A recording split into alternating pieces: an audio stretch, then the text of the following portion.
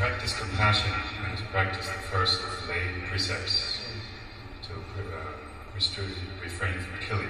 Yes. I became a vegetarian like many Dharma friends. Okay. And then I heard a story about the previous lives of the Buddha. In one of the stories, he used to be a tree. And I went, oops.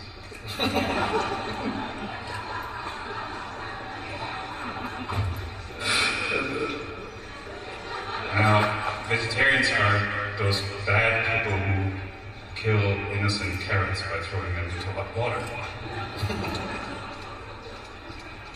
And then, of course, a little more reflection brings up that even the bacteria, millions of which I kill every day I brush my teeth, are sentient beings. So, how can we practice since, I'm not going back to eating meat, but how can we practice since killing is unavoidable, inevitable? What can we do when we become aware that we actually are killing? 呢位先生提嘅問題係關於我修慈悲心嘅問題嚟嘅，咁特別咧喺呢個環節入邊，佢提到咗我哋嘅教入邊提倡停止殺業，亦都好多人因此而轉向素食。但係佢有另外一個諗法就係話，即使你轉向素食，我哋依然無法避免呢個轉向殺業。譬如我哋喺煮素食嘅時候，就會傷害好多嘅昆蟲啊。有時候佢甚至乎每日刷牙，我哋都會殺死好多嘅細菌啊。咁既然呢個殺係可避免嘅狀態之下，我哋又如何去修呢種止殺 ？Actually, all of us, whether we are vegetarians or non-vegetarians, the truth is it always involves a lot of lies. It's quite obvious by now. And so I'm glad that you brought that up. So yes, now how to deal with it, yes? How do we go about it? Do we stop eating? Yes? As we have a saying in Tibet, basically, gum. So meaning that basically swallow air. So probably we will have to do with that. But you see, the thing is, since there is no other way, once we are a human being, it is itself. That's why, you see, that's why the Four Noble Truths are told. Which is it, the Four Great Seals, whichever it is, that the conditioned world is always changing and difficult and chaotic. Yes? And this is how it is. Let's say that I want to live a very normal life. I want to live a decent life. With a nice cozy house, a little garden, and to have a dog there, and there was a good family and children in there, and a good school with one in there, and a nice hospital there, and some good neighbors, make some really nice pies. Yes, but the thing is, for all of that, it involves, again, the most important thing in life, food, yes, and clothes. Since the same goes for clothes as well as what we eat, and this true. So, in making food and making clothes, that process actually takes a lot of lives. Yes. So what do? Do you have a solution? Or anyone?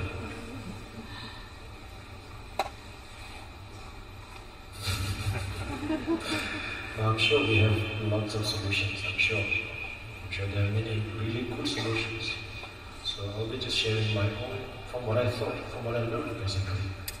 It's not that I was all-knowing, but because from my own studies and from what I learned from my teachers, is that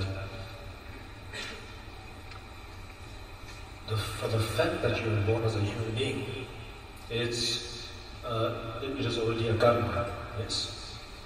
And you cannot avoid it. Even if it's good, you cannot avoid it. Even if it's bad, of course, you want to avoid it, but you cannot avoid it.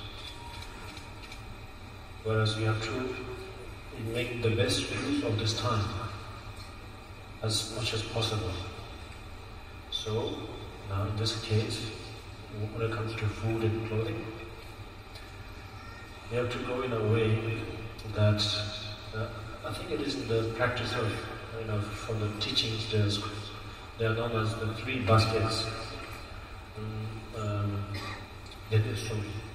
So from there is one particular which is known as the Dulwa.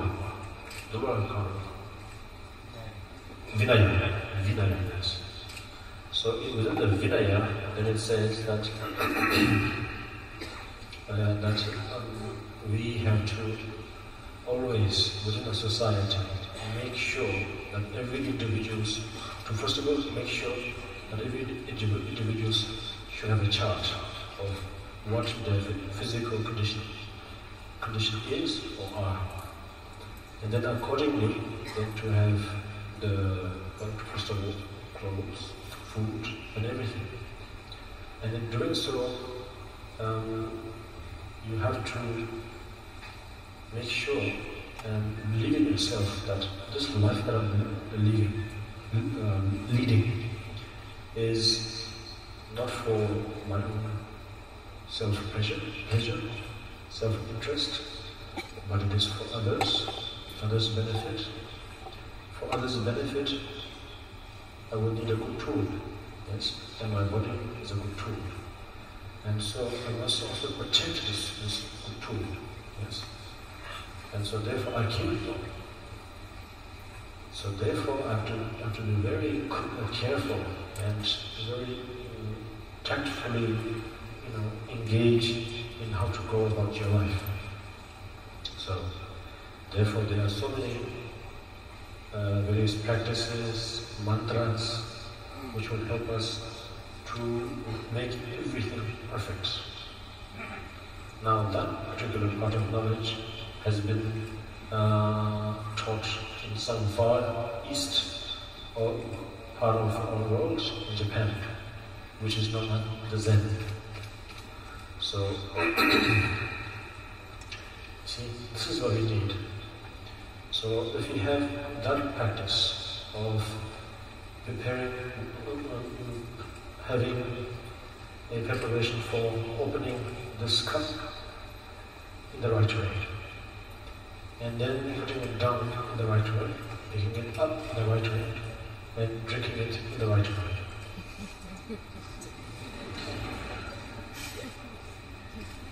You don't go,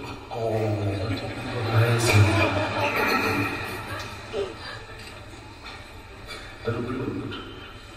And you can choke yourself. So it's like that. So I have to do it very properly. And actually, the one that I did was just very simple actually. There are more elaborate ones. Before you do it, you engage in mantra, a particular mantra of not harming anyone. Another mantra to put it up, another mantra to drink it, another mantra to really go in. Like that. So almost, let's say, even if we sneeze, also for that we have to have a mantra. Yeah. So that's why, like, if we eat meat, let's say, or in this case even vegetarian, yes. Now we know how it came, yeah? And it is, and you feel iffy about both, because even though one of them looks better, but we know that both are same, yes? So how do we go about it? We have to go with the motivation that I am a tool. I am not me. I am a tool. I am a tool born out of bodhicitta to help others. And therefore this tool needs to be nicely nourished. So therefore then let's say, in a way, like in a respectful way, you ask the permission to nourish this so that this tool can do its work. So basically, it's not like very violently going about it. It is with pure, what you call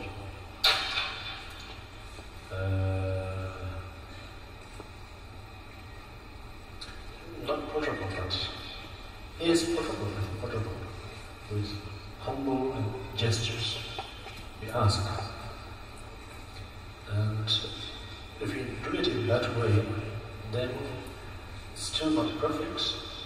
That we are living here, it was never perfect, but nevertheless, it makes a little more sense.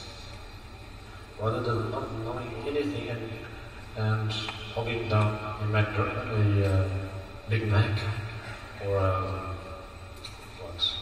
hot dog like that. Whereas if you're aware of what you're eating or what you're wearing, yes, and wearing it with and keeping it in your mind of what you're wearing, and then how to say you the feeling of this and just enjoying it, not just what you call this extreme pleasure, yes. That aspects will slowly dissolve. Whereas now what you do, what you eat, what you wear, will always have a purpose.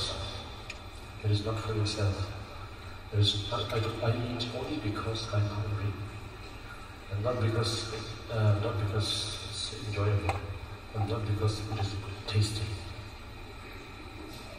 How's that? I thought so. But really, it's true. In both ways, it's very difficult, and so accordingly, there are lots of matters. Where we have to memorize.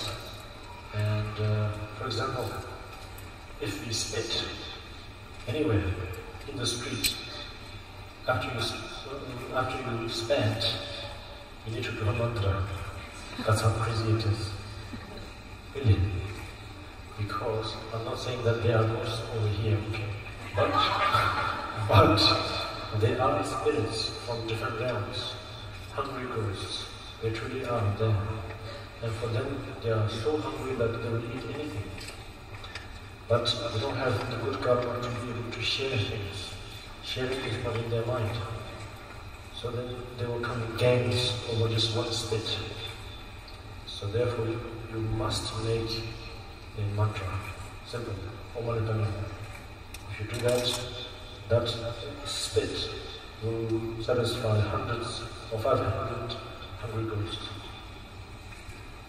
Like that. So therefore, like if you can do that, maybe it's livable. Yeah. 共提到咗好多如何去使用用正確嘅威儀，就係用正確嘅方式去使用呢種衣食嘅阿黃示現咗如何係話一個正確嘅點樣飲水嘅方式，點樣去小心咁去揭開個杯蓋等等呢啲咁嘅方式。咁呢個係佢個使用嘅方式喺度住。另外一個咧就係話我哋可以通過一啲咒語嘅加持，使到去避免一啲傷害眾生嘅行為。咁另外咧，仲有一個好重要嘅心態上面，我哋要可以注意嘅就係喺心態上面，我哋要將我哋自己修行呢個身體作為一個求證菩提嘅一個工具。佢嘅目的係在於係為未來我哋證悟咗圓滿嘅覺悟去幫助人哋。而家呢個身體只係一個工具，然後依住呢一種心態咧，我哋記住呢種心態咧，我哋去取適當嘅衣食嘅時候，必須要嘅衣食嘅時候咧，我哋記住係我哋係以享用呢種為咗自我享落去嘅，而係為咗利益為咗借助呢個身體作為一種工具去利益他人咁嘅身體去做。咁當然咁樣做喺對初行者嚟講係非常之難嘅。首先要記住好多譬如話傳譯嘅一啲方式嘅話，要記住好多唔同嘅咒語喺唔同嘅時候去運用。但係我哋開始實行嘅時候，可以慢慢咁積累。譬如話有啲時候，我哋去喺街上面接受任何一個口水咁都好，我哋可能可以適當咁樣去學一啲利用一啲咒語加持，使到佢